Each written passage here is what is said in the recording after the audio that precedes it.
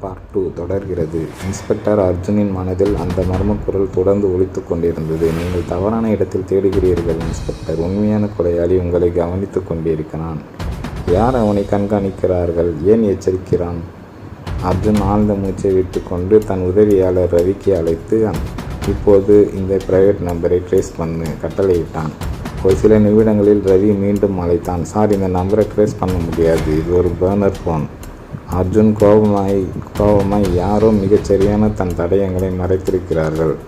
அவன் crime board மீது கண் விட்டான். கொலைக்கு பயன்படுத்தி துப்பாக்கி இன்னும் கிடைக்கவில்லை. கொலையாளி எந்த தடயமும் விட்டு செல்லவில்லை. ஆனால் ராஜுமேனின் சட்டையில் இருந்த இரத்தக்கரை சாதாரணமாக இல்லை. அது மிகவும் சரியான கோணத்தில் இருந்தது. யாரோ இதை முடிவாக அமைத்தது போல் அந்த கணத்தில் கதவின் சத்தம் கேட்டது. ஒரு காவல்துறை அதிகாரி உள்ளே வந்தார். சார், பிரியா மேனன் கண் விழித்திருக்காங்க.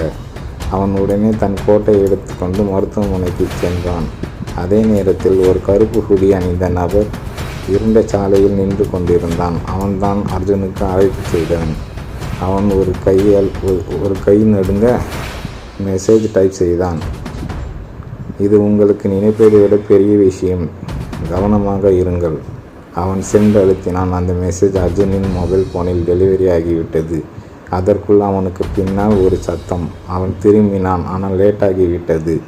ஒரு கை கவசம் அணிந்த கை அவனின் வாயை மூடிவிட்டு சில நொடிகளில் அவன் இருட்டில் இழுக்கப்பட்டான். அவன் கைபேசி தரையில் விழுந்து திரை உடைந்தது. அவன் அனுப்பிய மெசேஜ் இன்னும் வாசிக்கப்படவில்லை.